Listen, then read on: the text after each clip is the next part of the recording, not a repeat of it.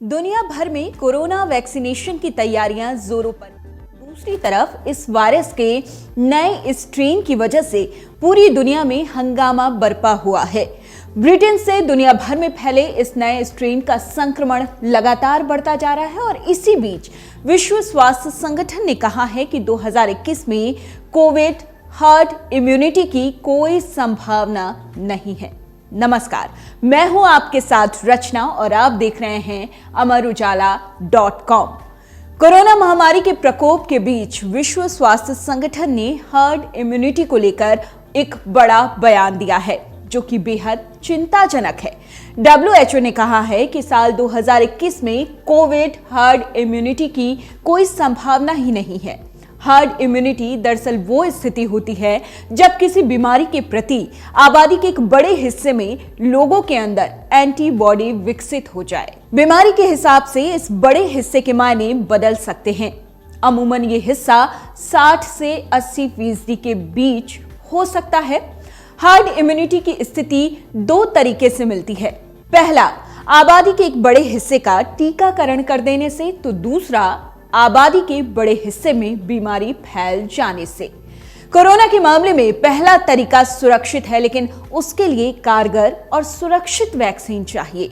दूसरा तरीका थोड़ा खतरनाक है क्योंकि लोगों को बीमार होने या मरने के लिए हम नहीं छोड़ सकते। हर्ड इम्यूनिटी पर असमंजस की स्थिति है और इसे लेकर वैज्ञानिकों ने अपना पैमाना बिल्कुल बदल दिया है। अमेरिकी इम्यूनोलॉजिस्ट डॉक्टर एंथोनी फॉची पहले ये कह रहे थे कि दुनिया की 60 से 70% आबादी जब संक्रमण की चपेट में आ जाएगी तो वायरस के खिलाफ हर्ड इम्यूनिटी बन जाएगी। हर्ड इम्यूनिटी पर असमंजस फैला हुआ है। महामारी का रूप विकराल होने लगा तो ये आंकड़ा 70 से 75% हुआ।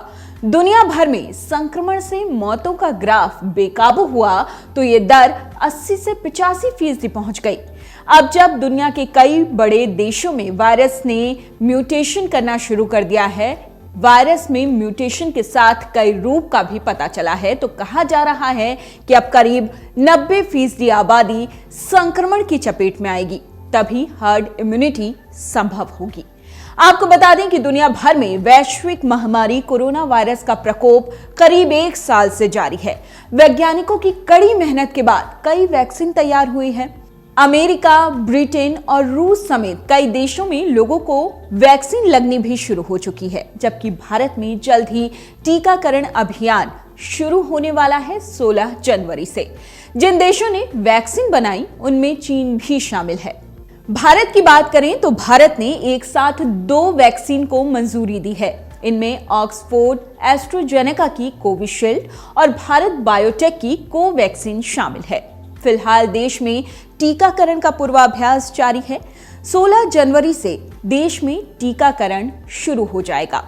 संयुक्त राष्ट्र की स्वास्थ्य एजेंसी ने यह भी कहा है कि कई देशों को कोरोना वायरस संक्रमण के मामले में वृद्धि के साथ ही टीके की आपूर्ति में बाधा संबंधी असाधारण परिस्थितियों का सामना भी करना पड़ रहा है और कई देश शुरुआती कवरेज को बढ़ाने के लिए दूसरी खुराक देने में विलंब करने पर विचार कर रहे हैं।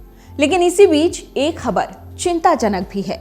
ब्रिटेन से दुनिया भर में फैले कोरोना के नए स्ट्रेन पर टीके के असरदार होने की वैज्ञानिक पुष्टि कर चुके हैं, लेकिन इसके उलट दक्षिण अफ्रीका में मिले स्ट्रेन 501VU और 484 के खिलाफ वैक्सीन के असर की पुष्टि नहीं हो रही, जो कि वाकई चिंताजनक है।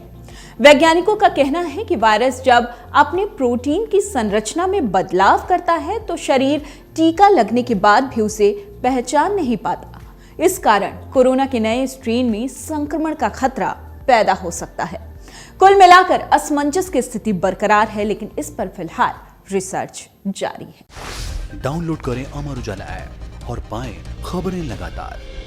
अगर आप ये वीडियो YouTube पर देख रहे हैं तो हमारे चैनल को सब्सक्राइब करें और बेल आइकन को दबाना ना भूलें। अगर आप Facebook पर ये वीडियो देख रहे हैं तो हमारे पेज को लाइक करें।